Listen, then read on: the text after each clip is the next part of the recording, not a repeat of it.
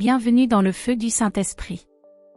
Il y a quelque chose de sacré dans le commencement de chaque journée, lorsque le soleil du matin perce à travers la fenêtre et que le monde n'a pas encore fait ses demandes. Bien-aimé, c'est le moment de murmurer son nom. Avant de toucher à ton téléphone, avant de parler à une autre personne, avant même de poser tes pieds sur le sol, parle au Saint-Esprit. Le premier souffle du matin lui appartient. Cette première pensée, ce premier mouvement de ton cœur doit être pour lui. Car c'est dans le calme de l'aube qu'il attend, désireux d'être accueilli. Oh, combien de personnes se précipitent dans leur journée sans réaliser que le plus cher des amis est juste là, à leur côté. Il n'impose pas sa présence. Non, le Saint-Esprit est doux, saint, tendre. Il attend d'être invité.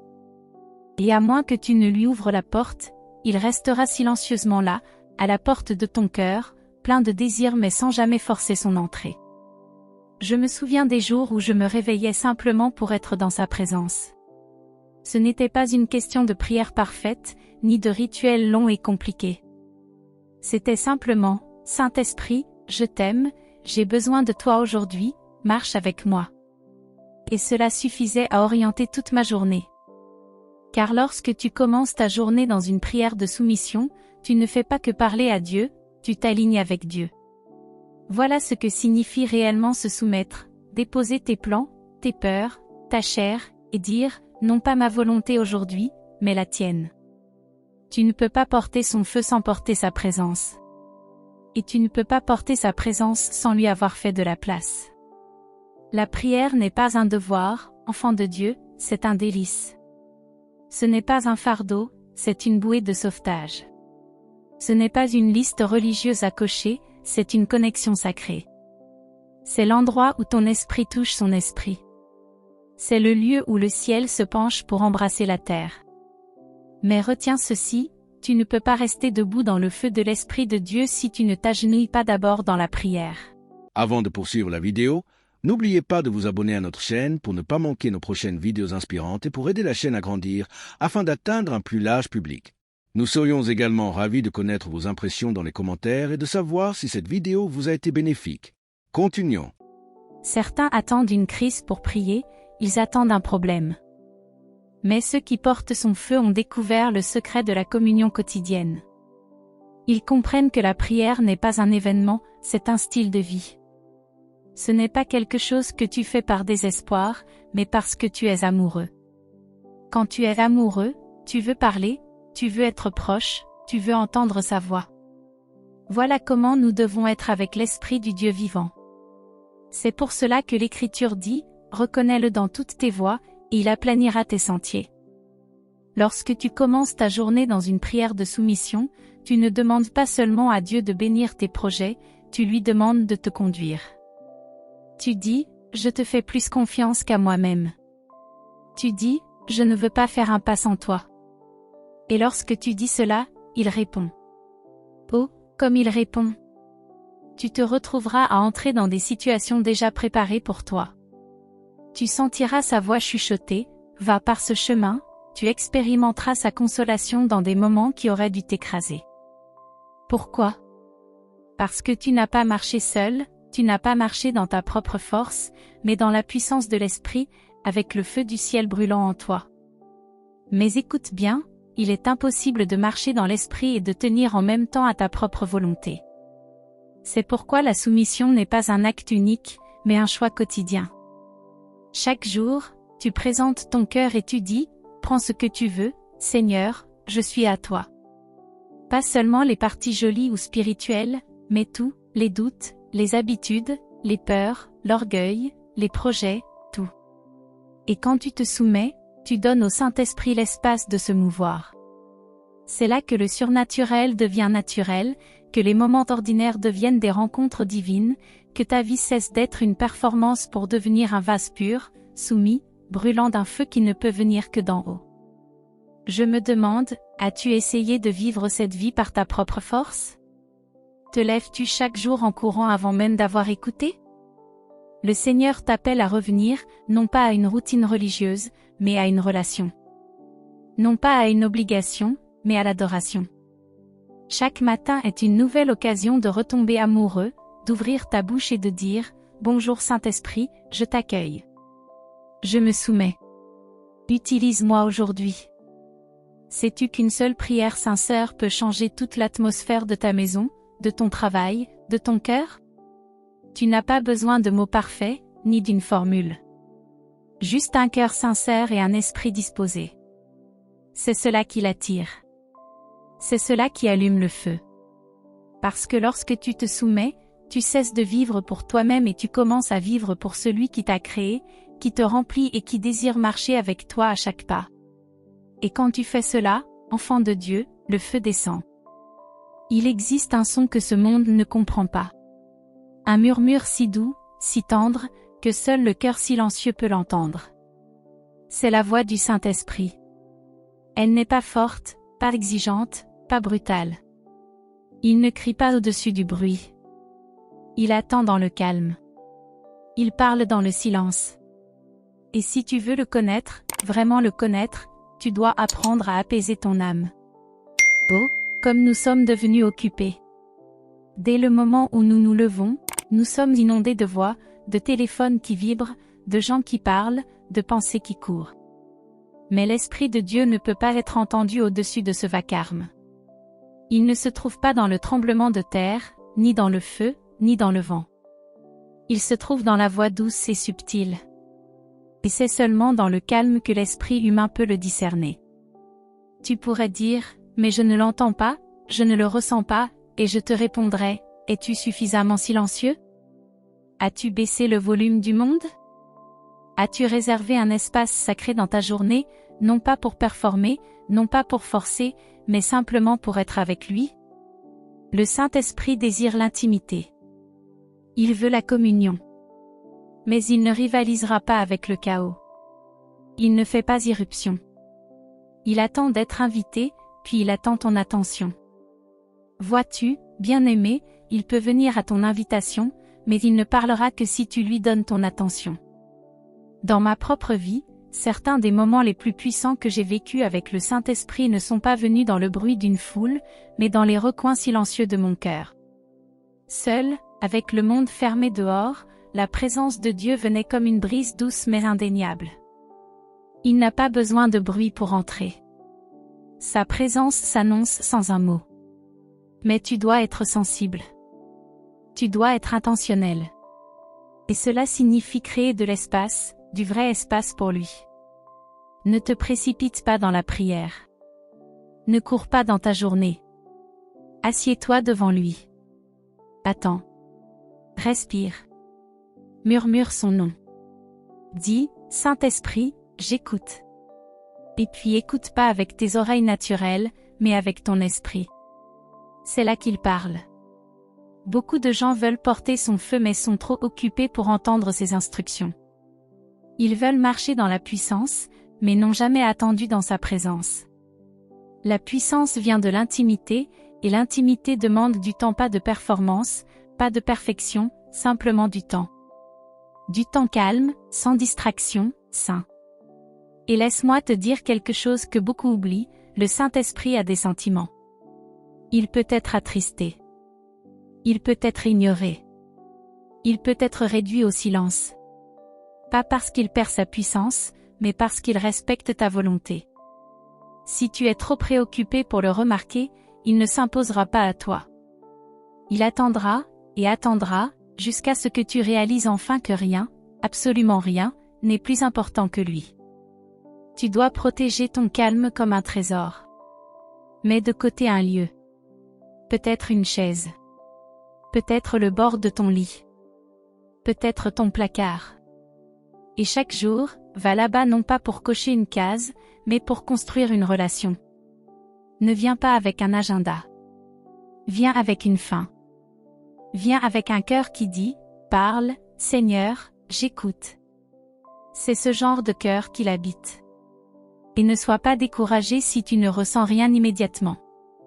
Le calme est une pratique. C'est une discipline. Au début, tes pensées erreront. Au début, cela semblera juste silencieux. Mais, ô enfant de Dieu, ne sais-tu pas? Le silence n'est pas l'absence de Dieu. C'est l'invitation à le reconnaître. Avec le temps, tes oreilles spirituelles s'affineront. Tu commenceras à discerner ses élans, ses murmures, ses doux mouvements. Tu entendras sa voix dans les Écritures, dans tes pensées, dans les moments de ta journée que tu ignorais autrefois. Tu diras, c'était lui. Je connais cette voix. Car c'est la voix qui apporte la paix. C'est la voix qui apporte la clarté. C'est la voix qui brûle en toi comme un feu sacré. Et lorsque tu auras appris à reconnaître cette voix, ta vie ne sera plus jamais la même. Car peu importe où tu iras dans une foule ou dans la solitude, tu porteras sa présence. Tu entreras dans les lieux avec la confiance de celui qui a été dans le lieu secret. Tu parleras avec autorité parce que tu auras entendu le ciel. Et tu deviendras un vase, non seulement de ses dons, mais aussi de son cœur. Il n'y a pas de raccourci pour cela. Pas de substitut.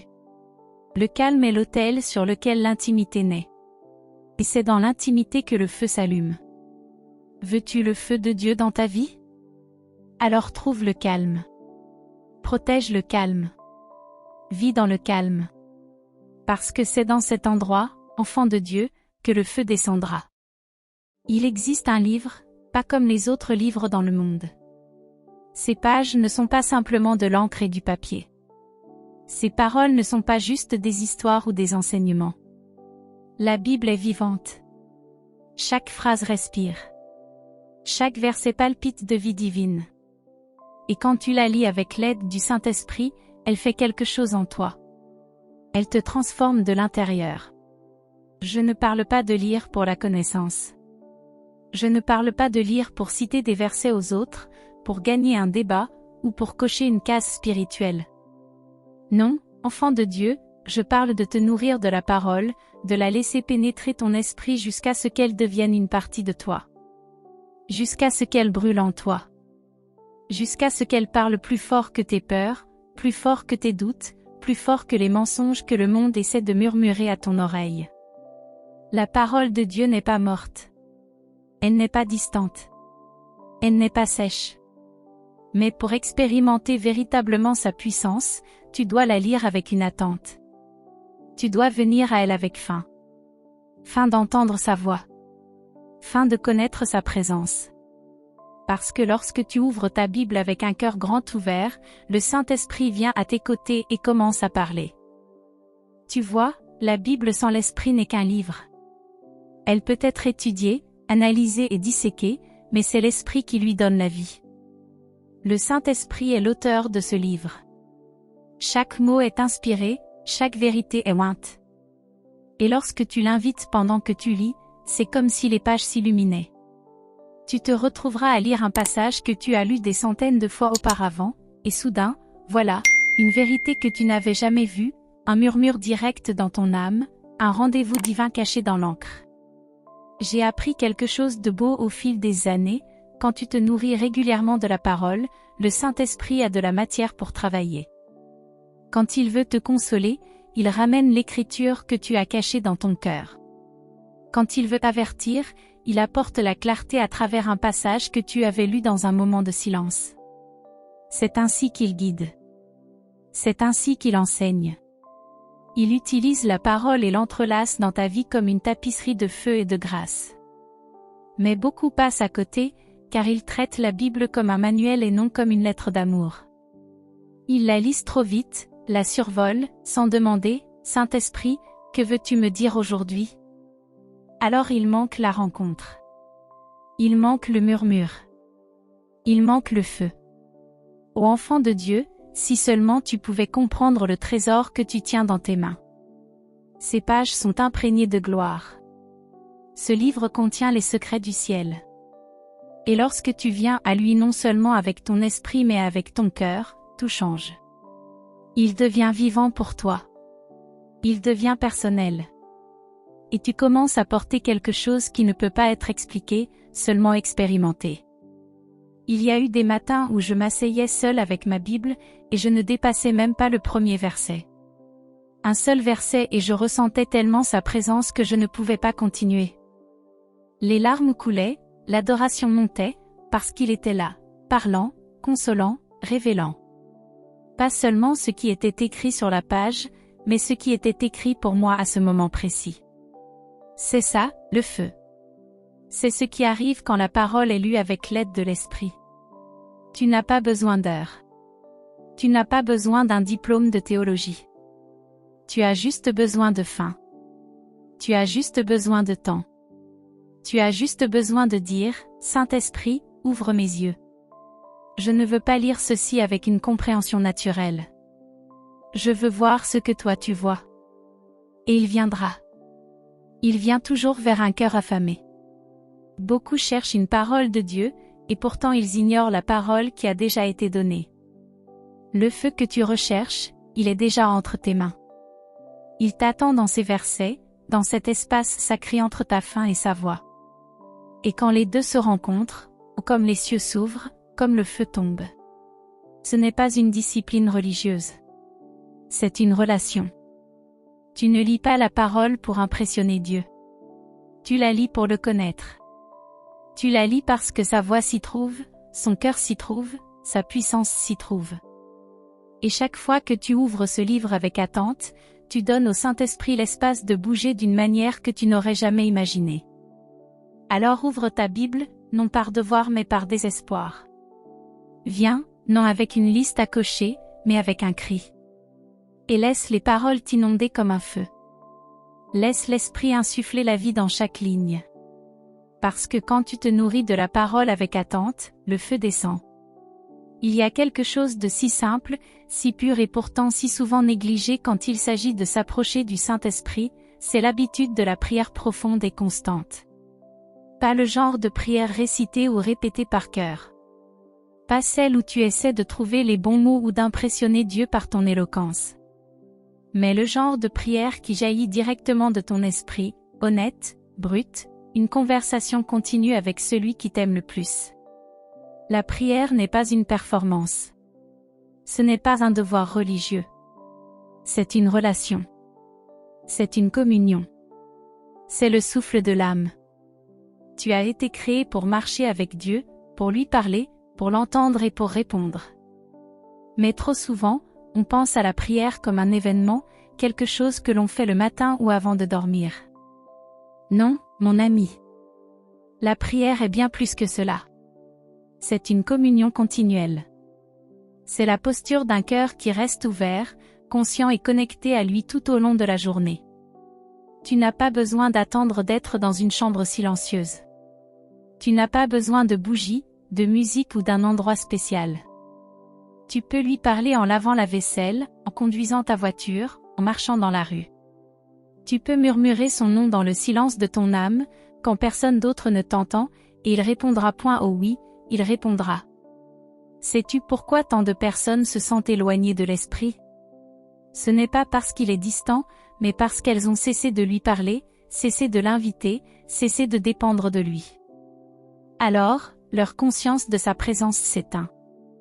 Mais si tu fais de lui ton compagnon quotidien, si tu l'inclus dans chaque détail de ta vie, si tu lui parles, si tu l'écoutes, si tu lui cèdes la place, ta conscience de sa présence grandira. Tu commenceras à le sentir d'une manière que tu n'aurais jamais imaginée. Le Saint-Esprit est une personne, pas une force, pas un concept. Une personne qui pense, qui ressent, qui aime et qui désire ta compagnie. Il ne cherche pas tes rituels, il veut ton cœur. Il veut être ta première pensée le matin, ton réconfort au milieu de la journée, ta paix quand la nuit tombe. Et tu l'accueilles par la prière. Pas seulement en parlant, mais en te rendant. Pas seulement en demandant, mais en adorant. Pas seulement en récitant, mais en te connectant à lui. Quand la prière devient ton style de vie, quelque chose de surnaturel se produit, la ligne entre le sacré et l'ordinaire disparaît. Tu commences à voir Dieu dans tout, dans les moments de silence, dans les interruptions, dans les rires et même dans les larmes. Parce que désormais, tu marches avec lui, tu demeures en lui, et le voile tombe, tu deviens conscient de sa proximité. Et la prière n'a pas toujours besoin de mots. Parfois, la prière la plus puissante est faite de larmes, de silence, ou d'une main levée. Parfois, c'est juste un murmure, Jésus. Et cela suffit. Il sait ce que tu dis, même quand tu n'arrives pas à trouver les mots. Il entend les soupirs de ton cœur. La Bible dit que le Saint-Esprit lui-même intercède pour nous par des gémissements trop profonds pour être exprimés. Quel mystère! Quel miracle! Même lorsque tu ne sais pas comment prier, l'Esprit t'aide à prier. Mais il faut lui donner du temps. Il faut lui faire de la place dans ton cœur, dans ta journée, dans ton esprit. N'attends pas la crise pour prier. N'attends pas que tout s'effondre. Bâtis une vie de prière maintenant. Fais en ton rythme, ton atmosphère. Parle-lui quand tout va bien, quand tout est difficile, quand tout est confus. Parle-lui quand tu te sens fort et parle-lui quand tu te sens faible, car il est ton aide, ton avocat, et il répond à un cœur qui le cherche. Tu ne sentiras pas toujours quelque chose en priant. Tu n'entendras pas toujours une réponse immédiate. Mais la prière n'est pas une question de ressenti, c'est une question de foi. C'est la confiance que lorsque tu parles, le ciel écoute. C'est la certitude que lorsque tu ouvres ton cœur, l'Esprit s'approche de toi. Et à mesure que tu fais de la prière une habitude sincère et constante, tu deviens plus sensible à sa voix, plus attentif à ses murmures, plus réactif à ses directives. Parce que tu ne marches plus seul, tu marches main dans la main avec le Saint-Esprit, le Dieu vivant. C'est ainsi que le feu reste allumé. Ce n'est pas par un grand moment unique, mais par une reddition quotidienne, une conversation quotidienne, une communion quotidienne. Car une vie de prière attire toujours le feu du ciel. Et puis, il y a cette clé puissante, l'obéissance instantanée. Pas après avoir réfléchi. Pas après avoir débattu. Pas quand c'est pratique. Mais immédiatement. Parce que le Saint-Esprit ne fonctionne pas selon le calendrier de ton confort, mais selon le calendrier du ciel.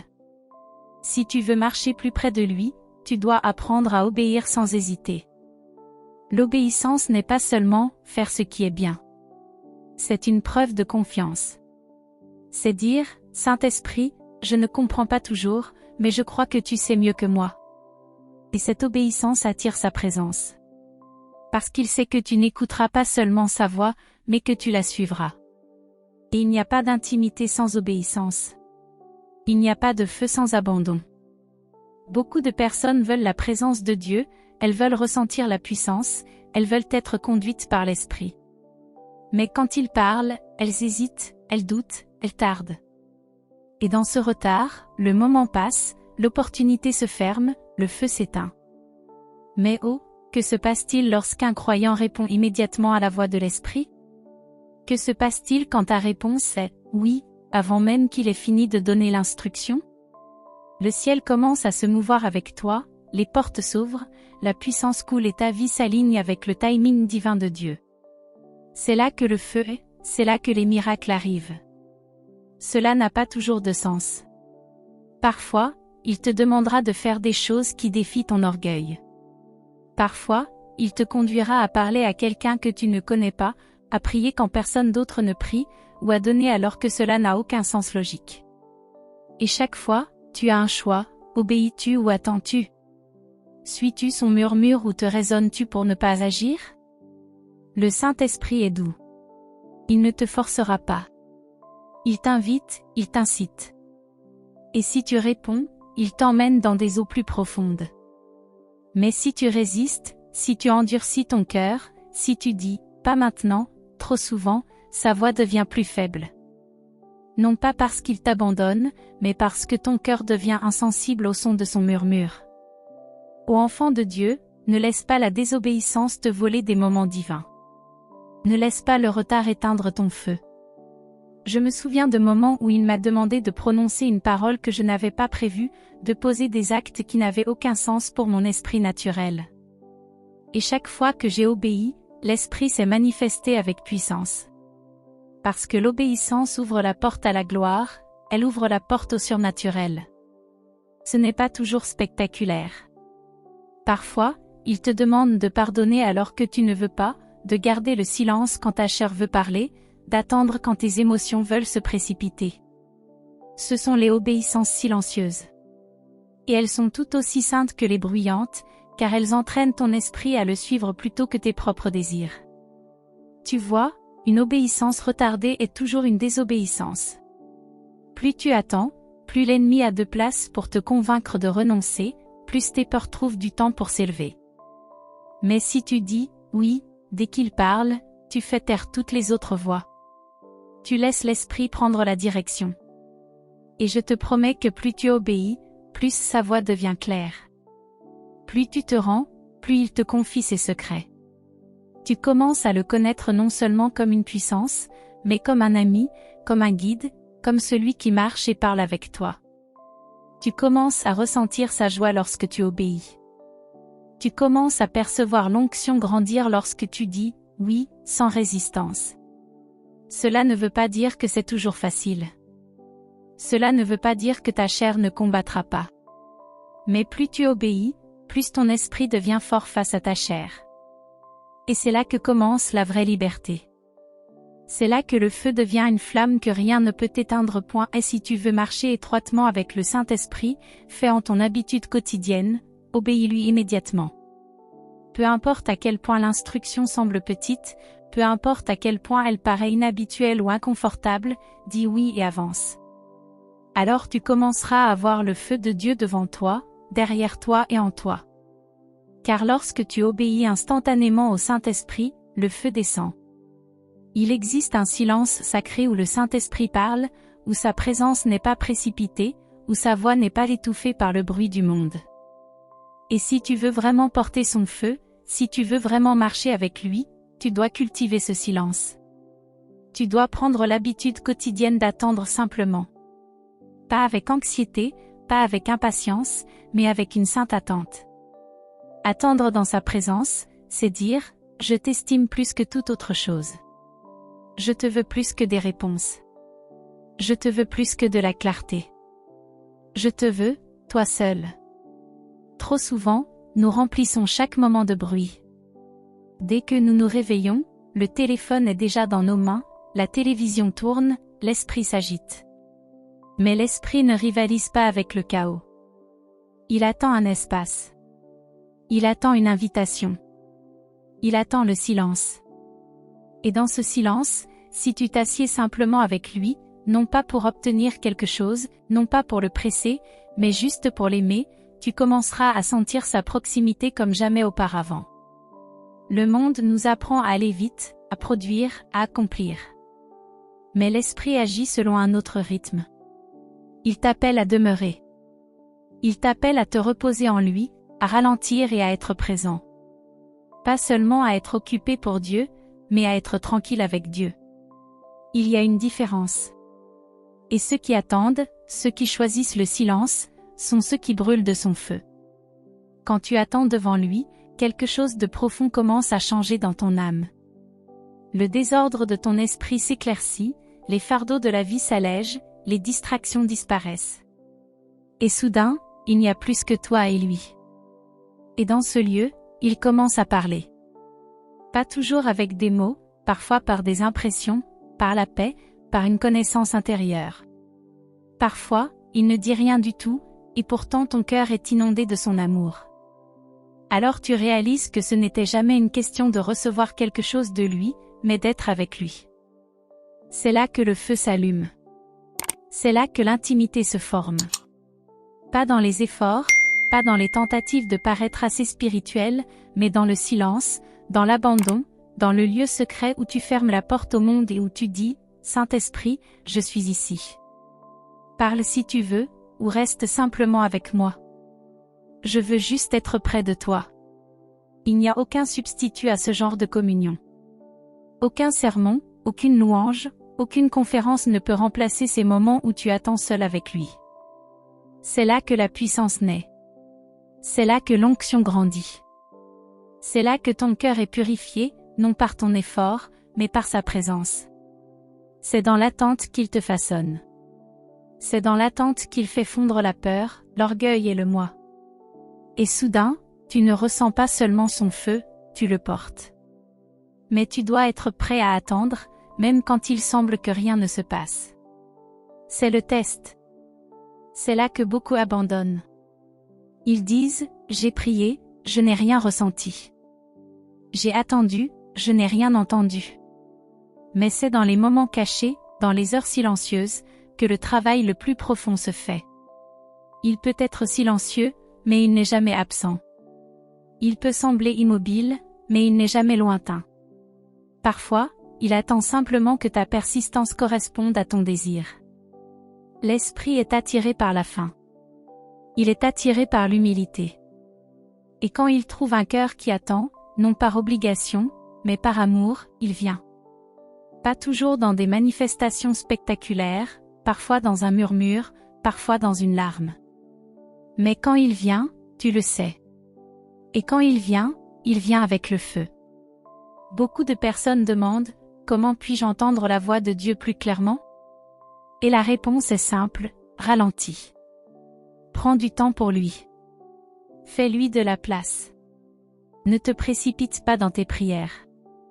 Ne le traite pas comme une liste de choses à cocher. Attends. Écoute. Reste dans sa présence. Laisse le silence durer assez longtemps pour que ton esprit rattrape sa présence. Ce monde n'a aucune patience pour l'attente. Mais le ciel, lui, y est attiré. Le ciel répond à la tranquillité. C'est pourquoi l'Écriture dit, arrêtez-vous, et sachez que je suis Dieu. Pas, soyez occupés, pas, soyez bruyants, mais, soyez tranquilles. Il y a une révélation dans ce silence. Il y a une puissance dans cet abandon. Si tu veux connaître profondément le Saint-Esprit, si tu veux porter sa flamme, apprends à l'attendre comme un amoureux attend un murmure dans l'obscurité. Apprends à t'asseoir avec lui sans agenda, sans pression, sans précipitation, juste par amour, juste par désir, juste par foi. Parce que lorsque tu apprends à attendre le Saint-Esprit, le feu descend.